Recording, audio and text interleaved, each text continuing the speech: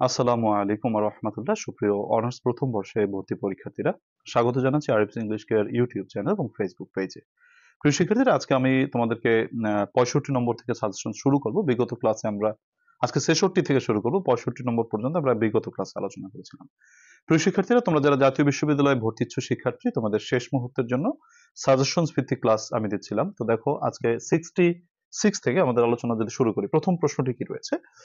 আহ, প্রথম প্রশ্নটিতে বলা হয়েছে যে which of the following is in correct, নিচের কোন কথাটি কারেক্ট।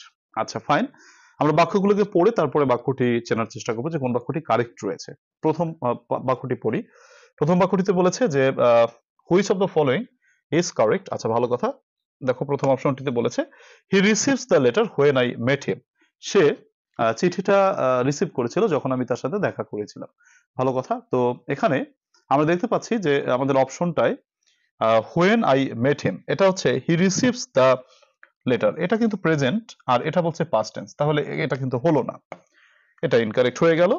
কেন হলো ইনকারেক্ট? তুমি দেখো, হি রিসিভস দ্য লেটার, এটা এটা প্রেজেন্ট টেন্স, আর পরে আই মেট হিম এই কথাটা কিন্তু পাস্ট টেন্স হয়ে গেছে। সো এটা আসলে মেলে নাই। তারপরে বি নম্বর প্রশ্ন বলছে he has received the letter when I I I met him. এটা দেখো present tense, present perfect tense, এটা হচ্ছে পাস্ট ইনডিফিনিট টেন্স, হয় নাই। সি নম্বরে কি বলেছে? He had received the letter before I met him. এটা কারেক্ট অ্যান্সার। কেন কারেক্ট অ্যান্সার? আমি তোমাদেরকে একটু সূত্রটা বলি। সূত্রটা হচ্ছে, তোমরা জানো যে, তোমরা একটা বাক্য জানো না যে ডাক্তার আসিবার পূর্বে, তোমরা এই বাক্যটা তো নিশ্চয়ই সবাই পড়েছো যে ডাক্তার আসিবার পূর্বে রোগীটি মারা গেল। এই বাক্যটা তোমরা যারা পড়েছো তারা একটু বাক্যটা খেয়াল করো। লেখা রয়েছে the patient had died before the doctor came. এটা পড়ছো নিশ্চয়ই, ডক্টর কেম। এখানে তোমরা খেয়াল করো যে বিফোর রয়েছে, তো বিফোরের বাম পাশে বসে হ্যাড প্লাস ভি3 মানে পাস্ট পারফেক্ট টেন্স, আর বিফোরের ডান পাশে বসে ভি2 মানে পাস্ট ইনডিফিনিট টেন্স। তো আমাকে দেখতে হবে যে বিফোর কথাটা যেহেতু এখানে রয়েছে, এর বাম পাশে হ্যাড প্লাস ভি3 আছে কিনা। হ্যাড রিসিভড, হ্যাঁ আছে। তার ডান পাশে ভি2 আছে কিনা, হ্যাঁ মেট, এটা ভি2, এটা আছে। তাহলে আমাদের এই সি নম্বর কারেক্ট আনসার হয়ে গেল যে he had received the letter, সে চিঠিটি রিসিভ করেছিল বিফোর আই মেট হিম, আমি তার সাথে সাক্ষাৎ করিবার পূর্বে। তাহলে এইটা কিন্তু গঠন অনুসারে ঠিক আছে, কাজে সি নম্বর আনসার। আর ডি নম্বর বলেছে he had received the letter when I have met him. When বলে হ্যাড প্লাস ভি3 বললে হবে না, এটা ইনকারেক্ট। সো আমাদের কারেক্ট আনসারটা C, he had received the letter before I met him. এটা টেন্স ভিত্তিক সূত্র। তো টেন্সের গঠন কিন্তু আমাদেরকে পড়তে হবে পরীক্ষায় কমন পাওয়ার জন্য, এবং এই যে সিকোয়েন্স অফ টেন্স, মানে এক পাশে এক টেন্স অন্য পাশে আরেক টেন্স, এটাও কিন্তু পড়তে হবে। তো এটা রাইট ফর্ম অফ ভার্বস এর অন্তর্গত, রাইট ফর্ম অফ ভার্বস এর ভিতরে থাকে। সো আমরা এটা পড়ে নিব। আচ্ছা, তো দেখো দেখো এরপরে 67 নম্বর প্রশ্নটিতে বলেছে হি হ্যাড টু স্টপ, তার স্টপ করতে হয়েছিল ড্যাশ স্মোকিং। আচ্ছা, he had to stop dash smoking, আসলে স্মোকিং তো অপশনে দেওয়া আছে, অপশনে থাকবে না স্মোকিংটা, অপশনে তোমার এখানে ভুলে দেওয়া আছে। তো মূলত হচ্ছে he had to stop dash smoking. আচ্ছা, তো এখানে আমাকে বসাইতে হবে কি, এখানে বসাইতে হবে ভার্বের সাথে আইএনজি। তো অ্যান্সারটা হচ্ছে স্মোক থেকে স্মোকিং। তো he had to stop smoking, stop একটি মেইন ভার্ব। আমরা জানি পরপর দুটো মেইন ভার্ব বসলে পরবর্তী মেইন ভার্বের সাথে আইএনজি যুক্ত হয়, কাজে এখানে তোমাকে যে মেইন ভার্বটা বসাতে হবে সেই মেইন ভার্বের সাথে আইএনজি যুক্ত করতে হবে। কাজে কারেক্ট আনসার হচ্ছে স্মোক, এটা হবে না কারণ এটা আইএনজি নাই। সি নম্বরে আছে টেকিং স্মোক, এটা হয় না। ধূমপান গ্রহণ করা, এটা আমরা বলি না, আমরা বলি স্মোকিং বললেই মূলত ধূমপান করাটাকে বোঝায়। আর একটা স্মোকস বলেছে, তো স্টপ স্মোকস হবে না, পরপর দুটি মেইন ভার্ব থাকলে পরবর্তী মেইন ভার্বের সাথে আইএনজি যুক্ত হয়। কাজে স্টপ একটি মেইন ভার্ব, তার জন্য এরপরে যে ভার্বটা আমরা বসাবো ভার্বের সাথে কি বলো, আইএনজি। এরকম আরো প্রশ্ন আছে, যেমন এরকম পরীক্ষা আমাদের প্রশ্ন আসে যে হি স্টপড, ধরো এখানে ব্র্যাকেটে দিয়ে দিল রাইট, তাহলে তোমাকে এখানে কারেক্ট আনসারটা কি করতে হবে, এটা রাইট ফর্ম অফ ভার্বস, তোমাকে কারেক্ট আনসারটা করতে হবে হি স্টপড রাইটিং, সে লেখা থামিয়েছিল। রাইট থেকে কি হচ্ছে, রাইটিং হচ্ছে। এরপর আসলে আমাদের 68 নম্বর প্রশ্নটিতে কি বলেছে, which of the following has got the correct spelling নিচের কোনটি সঠিক বানান রয়েছে? এখানে সঠিক বানান বলেছে। দেখো সঠিক বানানটা বলেছি যে এটা তো শব্দটা সম্পর্কে জানতে হয়, না হলে হয় না। তো দেখো এখানে প্রথম শব্দটা বলছে রাইট, ই দিছে হবে না, ও ইউএস হবে। তোমার ইউওএস হয়েছে, এটা হবে না, ও ইউএস হইলে হইতো। তো এ পর্যন্ত ঠিক ছিল। রাইট চাষ, রাইট চাষ শব্দের অর্থ হচ্ছে তোমার ন্যায়পরায়ণ, যিনি ন্যায় বিচার করতে ভালোবাসেন বা ন্যায় নীতির সাথে চলেন তাকে আমরা ন্যায়পরায়ণ বলি বা রাইট চাষ বলি। তো এখানে রাইট চাষ কোনটা হবে দেখো, এটা অনেক উচ্চারণ রাইটিয়াস করে, কিন্তু রাইটিয়াস সঠিক উচ্চারণ নয়, রাইট চাষ এটা হচ্ছে সঠিক উচ্চারণ, ন্যায়পরায়ণ। তাহলে দেখতে পাচ্ছি আমরা এ নম্বর অপশনটা ইনকারেক্ট, রাইট চাষ। হ্যাঁ, বি নম্বর অপশনটা ঠিক আছে, রাইটের পর ও ইউএস আছে, ঠিক আছে, এটাই সঠিক। আর এটা তো ইনকারেক্ট রয়েছে, এটাও ইনকারেক্ট রয়েছে। তো কারেক্ট আনসারটা হচ্ছে রাইট চাষ, মানে হচ্ছে ন্যায়পরায়ণ। এটাই হচ্ছে আমাদের কারেক্ট স্পেলিং। কারেক্ট স্পেলিংটা একটু মুখস্থ বিষয়, মুখস্থ রাখতে হবে। আচ্ছা, এরপর আমাদের 69 নম্বর সাজেশনস কি রয়েছে। 69 নম্বর প্রশ্নটি রয়েছে, the antonym of the word forward. ফরওয়ার্ডের অ্যান্টোনিম ব্যাকওয়ার্ড। এটা পড়া লাগবে না, এটা জাস্ট আমরা সবাই কম বেশি পারার কথা। Forward backward, backward forward, forward backward. So এটা খুব সহজ প্রশ্ন ছিল। তারপর হচ্ছে 70, find out the odd pair. Odd মানে হচ্ছে বেমানান, মানে কোনটা মিলছে না, একটার সাথে আরেকটা মিলছে না এমন পেয়ার বাছাই করো। আচ্ছা, প্রথম অপশনটা বলেছে মিউজিক, মিউজিক অডিয়েন্স। তো মিউজিকের সাথে অডিয়েন্সের একটা সম্পর্ক আছে কিনা? হ্যাঁ, অবশ্যই আছে। তাহলে এটা হচ্ছে তোমার সঠিক, তাহলে এটা আমাদের উত্তরটা হচ্ছে না। অড পেয়ার মানে হচ্ছে এটা তো মিলে গেছে, এটা হচ্ছে কারেক্ট পেয়ার, যে মিউজিকের সাথে অডিয়েন্স মানে দর্শক শ্রোতা এর একটা সম্পর্ক আছে। টিচারের সাথে স্টুডেন্টের সম্পর্ক আছে, হ্যাঁ এটাও ঠিক আছে। ড্যান্সের সাথে রেস্টুরেন্টের সম্পর্ক আছে, হ্যাঁ রেস্টুরেন্টের সম্পর্ক আছে। ড্যান্স মানে নৃত্য করা, রেস্টুরেন্টে অনেক রেস্টুরেন্টে পার্টি হয়, ড্যান্স হয়। তো এটা কারেক্ট আনসার রয়েছে, মানে এটাও সঠিক পেয়ার। তো বুকের সাথে স্যান্ডউইচ, বইয়ের সাথে স্যান্ডউইচের সম্পর্ক আছে নাকি? নাই। তো এটাই আমার কারেক্ট আনসার, এটাই হচ্ছে অড পেয়ার, মানে হচ্ছে তোমার বেমানান পেয়ার, বেমানান পেয়ার।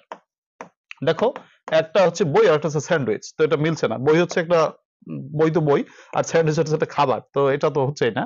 সো আমাদেরকে এ নম্বর হচ্ছে না, বি নম্বর হচ্ছে না, এখন এই তিনটাই মিল আছে। তো ইনকারেক্ট বাক্যটা মানে হচ্ছে অড পেয়ারটা হচ্ছে বি নম্বর, মানে ডি নম্বর, বুক স্যান্ডউইচ। গেল এটা। এরপর আসো 71 কি বলেছে, I have never dash an illness in my life. আমি আমার জীবনে কখনো অসুস্থতা পাইনি। এখানে দেখো হ্যাভ অথবা হ্যাজ এর পরে ভি3 বসবে, পাস্ট পার্টিসিপল বসবে, কিন্তু মুশকিলটা হচ্ছে আমাদের চারটা অপশন রয়েছে, এই চারটা অপশনেই তোমার পাস্ট পার্টিসিপল দেওয়া আছে। তো এটা একটা মুশকিল ব্যাপার, মানে মুশকিল ব্যাপার। তোমাকে এটা কি করতে হবে, দেখো যে আমি আমার অসুস্থতা আছে, এটার ইংরেজিটা কি দেখো, I have an illness.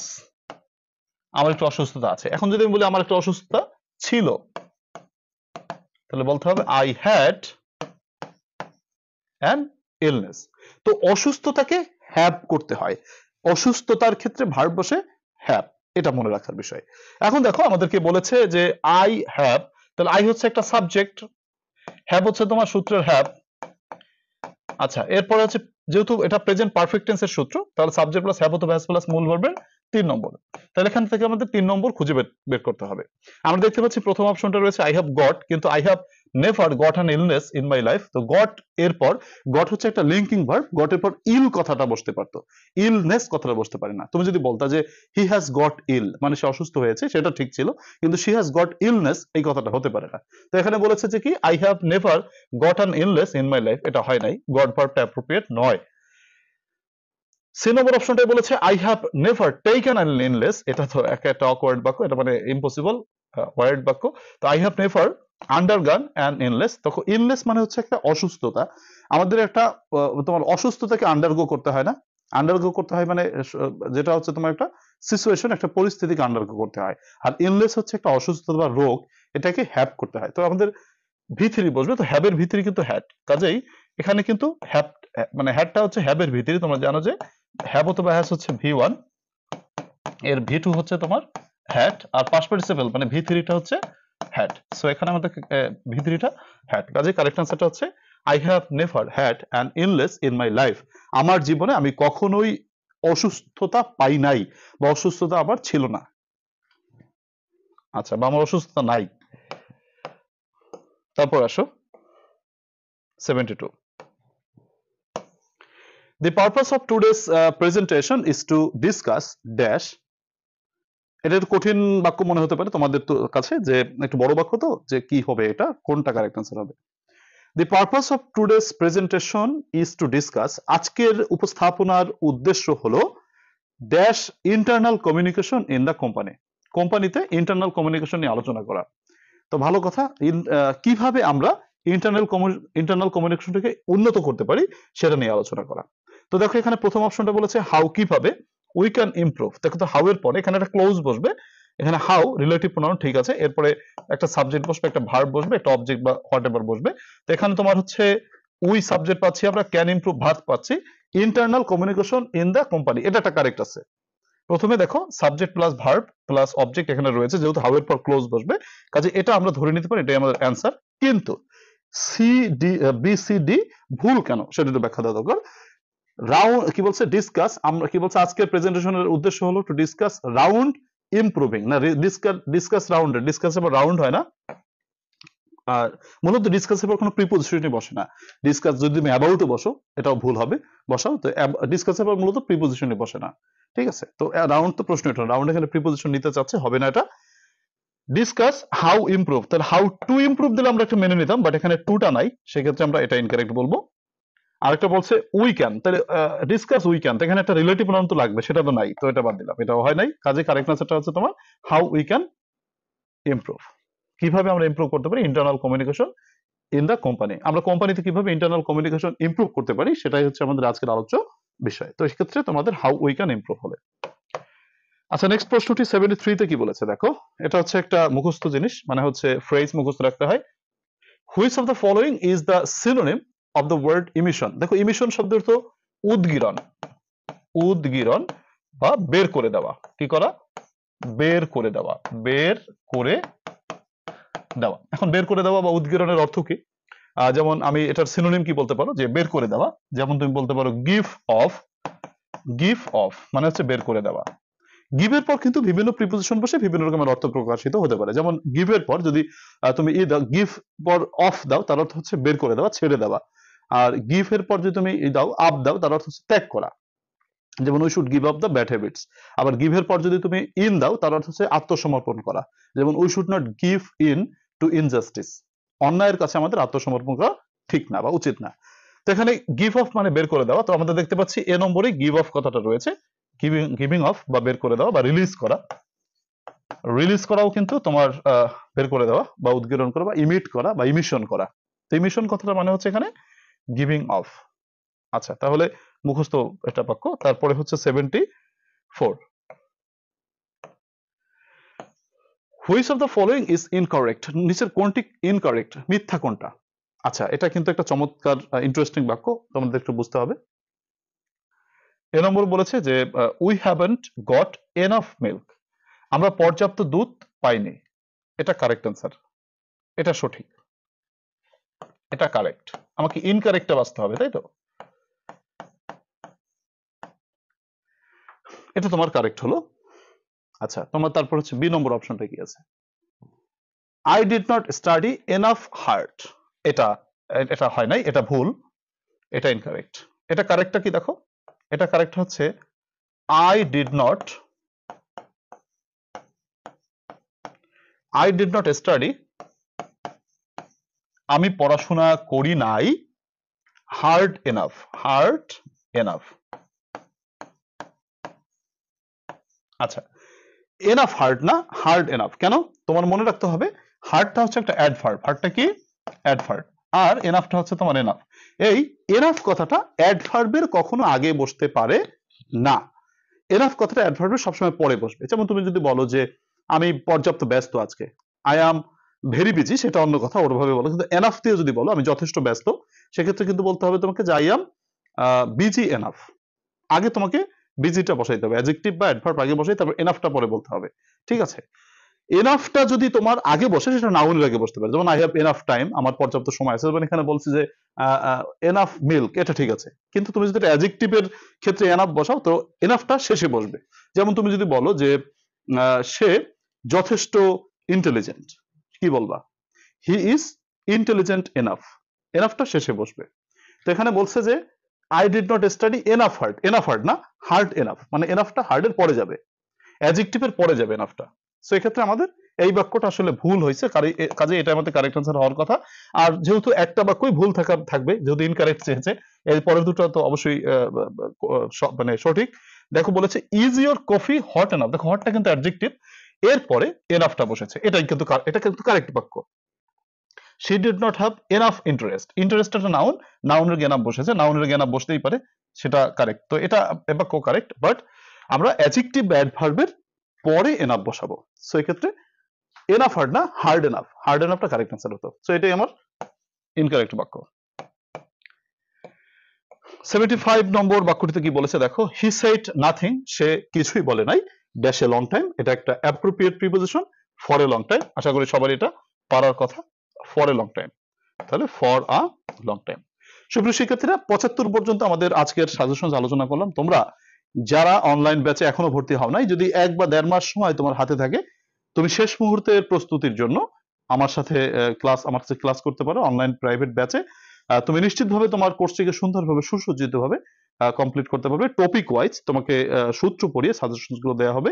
So তোমরা যারা সীমিত মূল্যে অনলাইন ব্যাচে ভর্তি হতে চাও, তোমরা আমার সাথে অতি সত্বর যোগাযোগ করো 01843852361, এই নম্বরে হোয়াটসঅ্যাপে তুমি আমার সাথে SMS এ যোগাযোগ করতে পারো, তাহলে তুমি বিস্তারিত তথ্য জানতে পারবে এবং ভর্তি হতে পারবে। সুপ্রিয় শিক্ষার্থীরা, তোমরা যারা এই ক্লাসটা এতক্ষণ পর্যন্ত দেখেছো, সকলের প্রতি অনুরোধ তোমরা ক্লাসটিকে একটু শেয়ার করে দিও। আর যারা নিয়মিত এভাবে ক্লাসগুলো পেতে চাও, নতুন হয়ে থাকলে চ্যানেলটিকে সাবস্ক্রাইব করে রাখো।